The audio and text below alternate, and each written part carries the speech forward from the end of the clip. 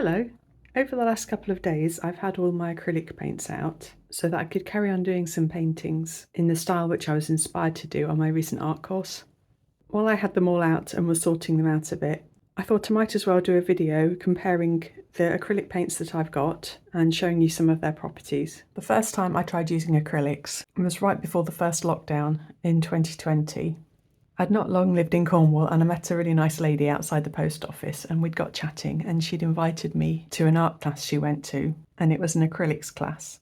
And the teacher there recommended getting a starter set of Winsor & Newton professional acrylics, these little 20 millilitre tubes. And he also recommended some of these Rosemary Co Eclipse filberts. And the teacher would give us a picture to copy in the class. So this is the first picture I did, copying from another picture. I'm afraid I don't know who the original artist was. It's mainly acrylics, but with a little tiny bit of pencil on top. So I went to a couple of those classes, and then COVID hit and there weren't any more classes, so that was the end of that. And I hadn't particularly enjoyed using the acrylics. I didn't find them very natural to use, but I have still got some of these paints left. And then a couple of years ago I came across gel plate printing, and I bought a big set of these Amsterdam student grade acrylics, the standard series, and these are absolutely great for gel plate printing.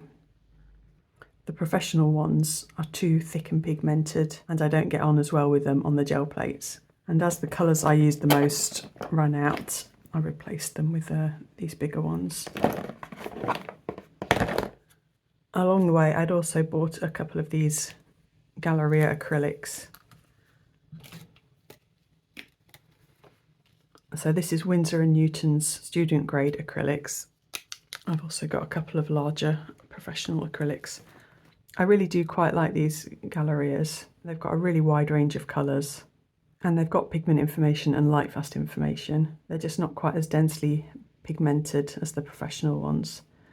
But I'll get into that a little bit more later. There are one or two other kinds of acrylic paints that I bought along the way just to try out. And there's a Liquitex as well. And then following a 3-day course I did in the summer with the artist Yarlett, I started using these Golden artist acrylics. Golden have got quite a few different ranges of acrylic paints, and these are their heavy body ones. Again, I'll show you some of the differences later. And then most recently I've got these Montana water-based spray paints, which I've been enjoying experimenting with. Since I did my most recent course in St Ives, I've also bought a few extra Winsor & Newton Galeria paints.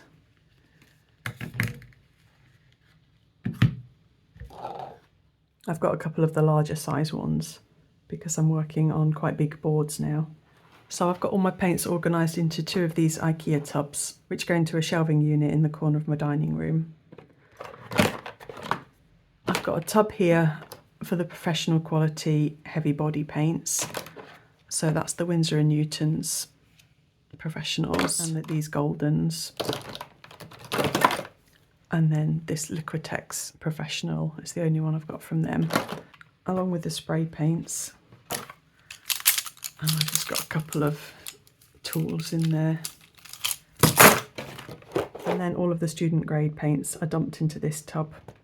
I'm not as interested in using these standard series Amsterdam paints for my new paintings on boards because I don't find them to be quite as pigmented as the Winsor & Newton Galeria ones.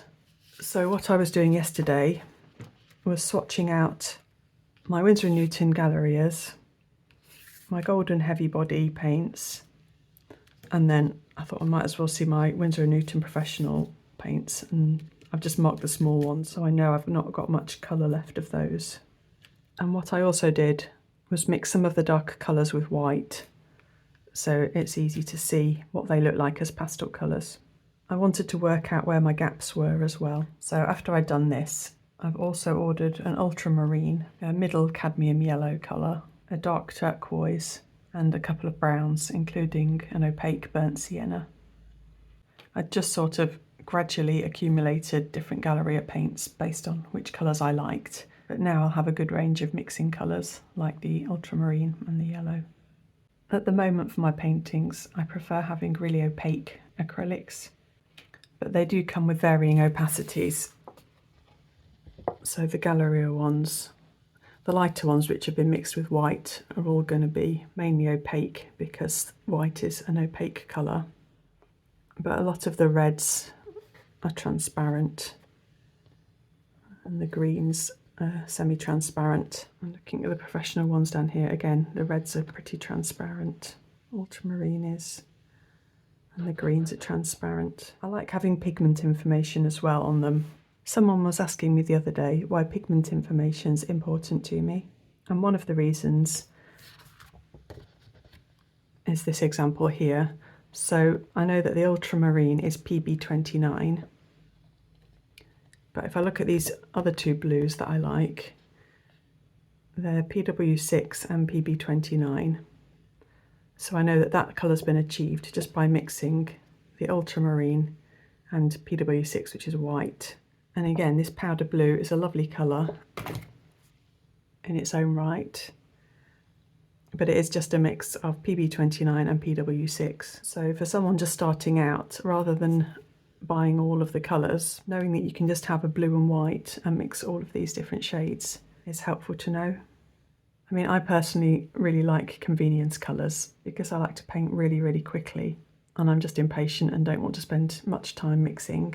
Then I like having colours I can just grab and I know that I'm nearly there with the right shade that I want. But just to say that it's absolutely not necessary to own all these colours. So this isn't intended as a comprehensive beginner's guide to acrylics or anything like that at all. But I thought I'd just swatch out a few and show you some of the differences. I'll try and show you the difference first of all between student grade and professional grade acrylic paints. So these are both ultramarine and have the pigment number PB29. I personally like using acrylics with as little water as possible, so I'll try and do that here.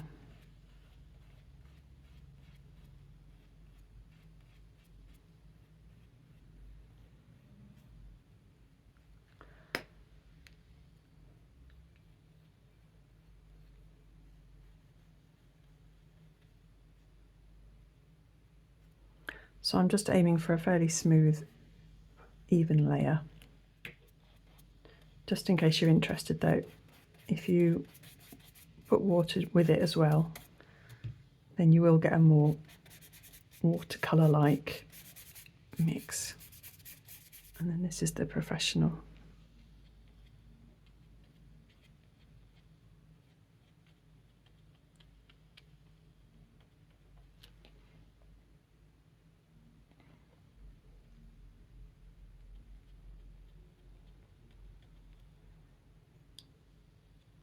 So that's a similar amount of paint applied.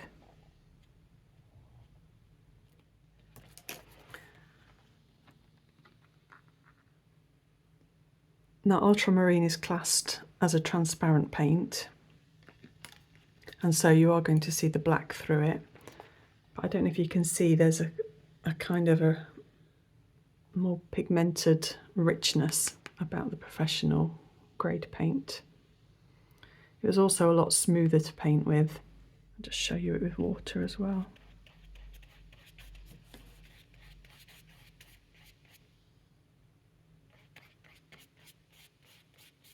So I'm not saying that student grade acrylic paints are bad at all. It's just helpful to know their qualities so you know what their best application is. As I say, these acrylics are absolutely the best for gel plate printing, whereas I find the professional ones better for blending and detailed work and where I want better coverage. I'll try and show you the difference now between two different student grade acrylics. So again, I've got the Amsterdam standard series. I've picked these two because they're quite similar colours and they've got quite similar pigments in them.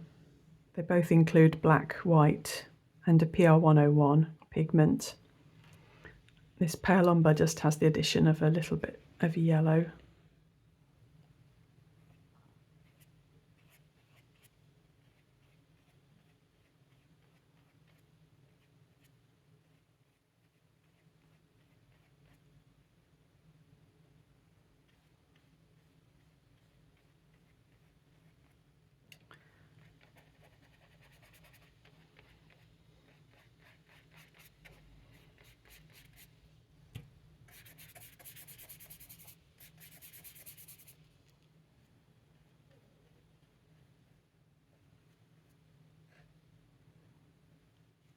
Sorry, I just got some dried bits in that one.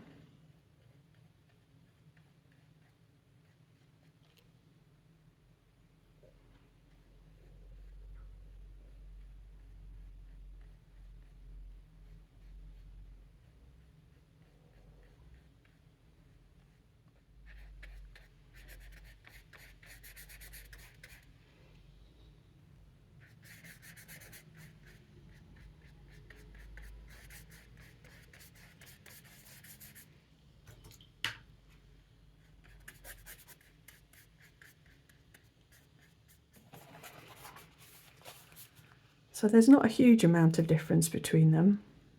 Obviously the colours are different.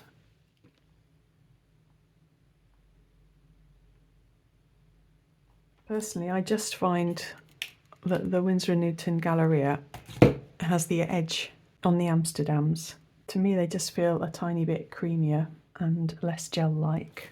I don't think there's a huge amount in it, but I've gone down the Galeria route, partly because they're easy for me to get hold of at a decent price, and partly because there's just something about them I prefer slightly. When you see the little squares on paints, that indicates how opaque the paint is. So with the ultramarines, although one was student grade and one was professional grade, they're both transparent paints, which is where the box is left empty.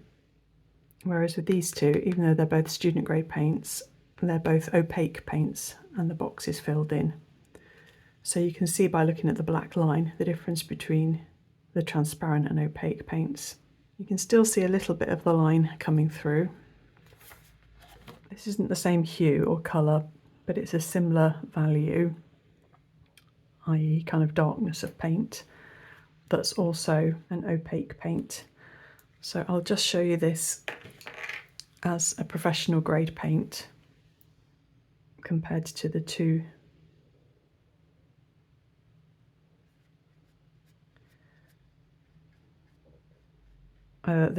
student grade ones.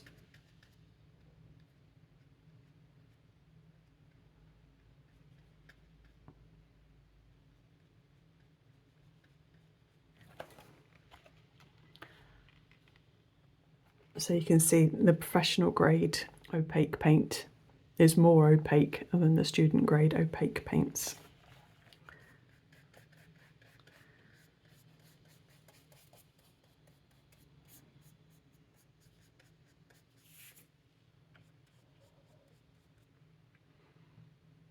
And as I'm washing this out, there's still a lot of pigment left on the brush compared to the two student grade ones. I'll just show you one of the Winsor & Newton professional acrylics. This is another opaque paint.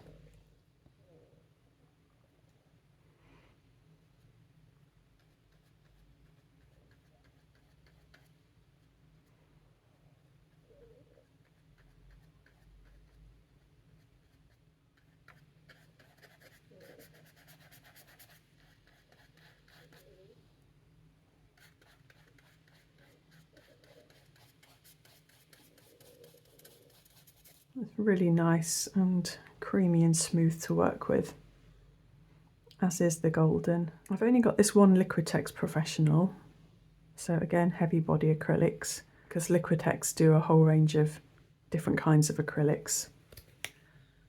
But I'm not as sure about this one. Oops, sorry, dried bits.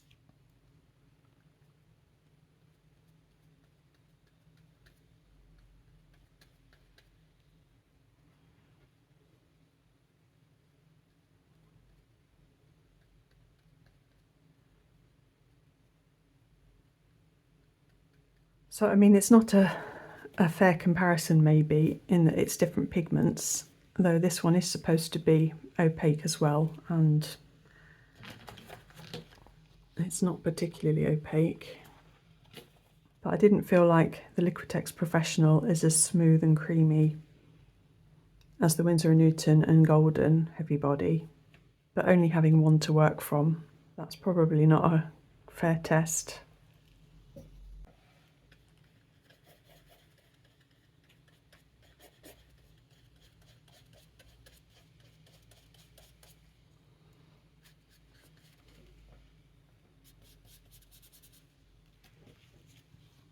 And then another kind of acrylic I've got is one of Golden's fluid acrylics. So I thought I might as well just show you that, the consistency of that, so you can have a comparison.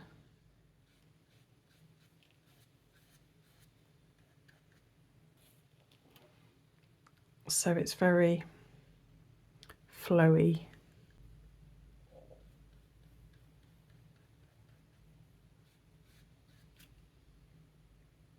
Now this is semi-opaque, so I wouldn't be expecting it to fully cover the line up.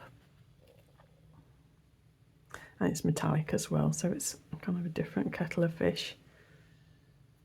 But yeah, I guess I'm just pointing out that there are different kinds of acrylics for different purposes.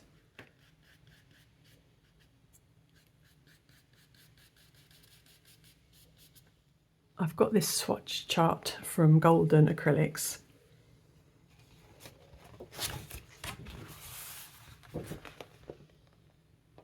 So it's a lovely hand painted chart that's got their full colour range.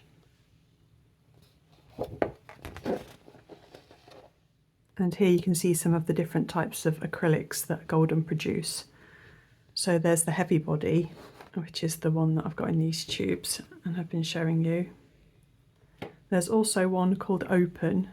I don't know much about that one, but I believe that it's similar to heavy body but takes longer to dry, so you've got more working time with it, because acrylics typically dry very quickly. And you've got the fluid, which this gold is from, and it says that they also have a high flow one. I'll also mention here, just in case you aren't familiar with acrylics at all, that acrylics tend to dry with a shine to them. I don't know if it's being picked up on the chart here. And once they've dried, they aren't reactivated with water. In some ways they're similar to work with in terms of their opacity as gouache, but gouache dries matte, and even once it's dried you can reactivate it with water. I just found this other leaflet from Golden which talks more about the different paint types. So with the Golden Open, it was like I thought, it remains wet on the palette for extended periods. Then the fluids all come in those little tubs. I was saying that acrylic paints tend to have a sheen to them, but there is a matte acrylic range from Golden as well. And then there are these high flow ones, which I didn't know much about, but it says that these are suitable for airbrushes, pen and ink, refillable markers.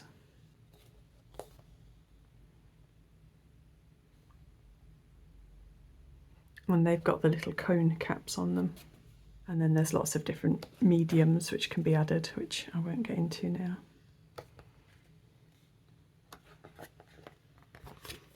While I'm on the subject of acrylics though, I might as well just show you the acrylic inks that I've got. So I've picked out two here. I've got Daler & Rowney FW inks. I haven't tried any other acrylic ink brands.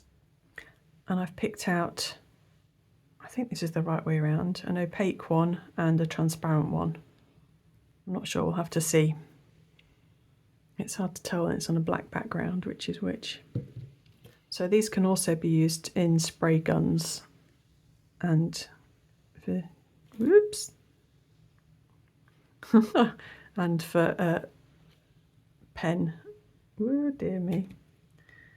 Right, oh my gosh, I'm going to be going around looking like a smurf all day. Let's spread this out a bit. I'm going to have to take some off or it will never dry.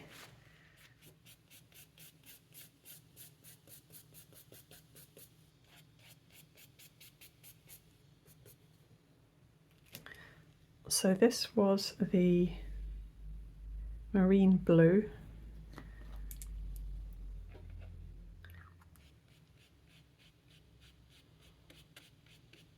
And I'd say that looks pretty transparent to me. And this is the indigo.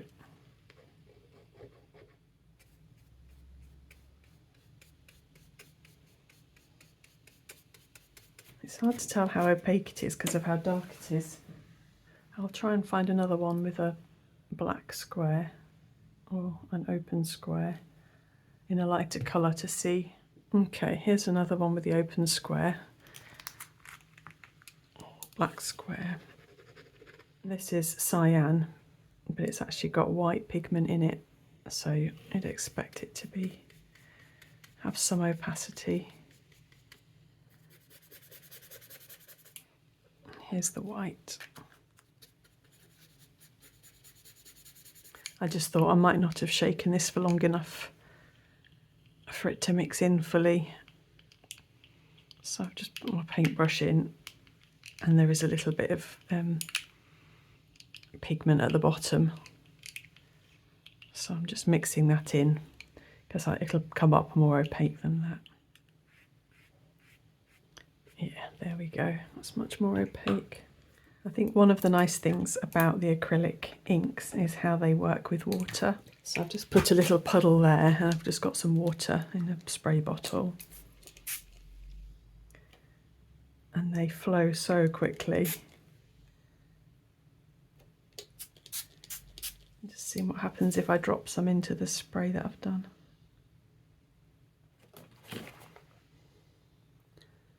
So yeah, all kinds of lovely effects with these acrylic inks.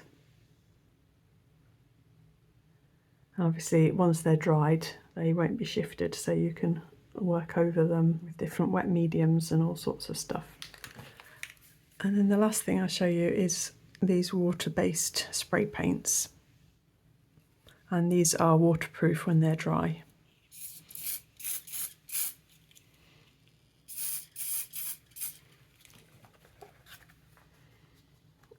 And they go down quite nice and opaquely. I printed off this information sheet from Montana. This is the full colour range of their water-based spray paints. And then there's the technical data sheet. I was looking up opacity. It just says excellent covering power and great durability on outdoor and indoor exposure due to the great fastness to light of the pigments. So they've got a little outside endurance symbol, and there are either 2 little suns or 3. Sorry, they're not showing up very clearly. I was just looking, the fluorescent fuchsia has actually got 3 light fast stars. So I'm quite curious about that because I've never come across a really light fast pink yet. I might have to try that one out. I'll just show you a couple of paintings that I've been working on in the last couple of days as well. So these are all painted on like MDF board, which is 3mm deep. So this couple are done in kind of the style that Iona Sanders was teaching, where you've got black outlines and very, very roughly painted interiors. And I've just been really enjoying that for the looseness of it and just sheer fun aspect of it. And then I did a slightly more subtle one, which has lots of different layers, and I've worn away some of the layers. But I used spray paint in this one. So this headland area was spray painted, and you can see the kind of soft outline that it's left. But I also had some of the sea area spray painted, and that shows up in varying degrees. But these last couple of days have just been a real good play session and practice using the paints. I'm trying to detach myself from feeling so invested in the outcome of everything I do, which is a hard thing to learn, but the more I do it, I think the easier it will become just to produce lots of work and not be so upset if I don't like the look of them. I feel like I'm acquiring something from doing this though, even if it's just understanding the paint better, because I've not worked with acrylics all that much. And these are a few more, which are just at different stages of mucking around with them. Oops, put some black up there.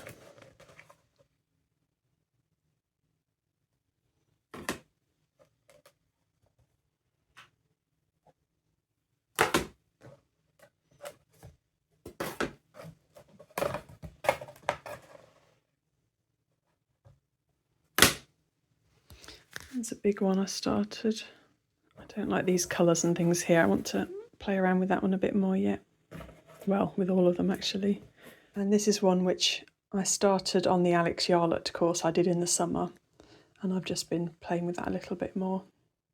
I also took this snippet of video yesterday to show the technique which Iona Sanders taught me on my recent course in St Ives, where you paint a background colour and then add in black outlines of the picture. In this case I was painting St Michael's Mount, and then using a large paintbrush you very loosely fill in all the areas. I've not finished this painting yet, but it was enormous fun to get to this stage with it. I also used some black oil pastel for the rock detail.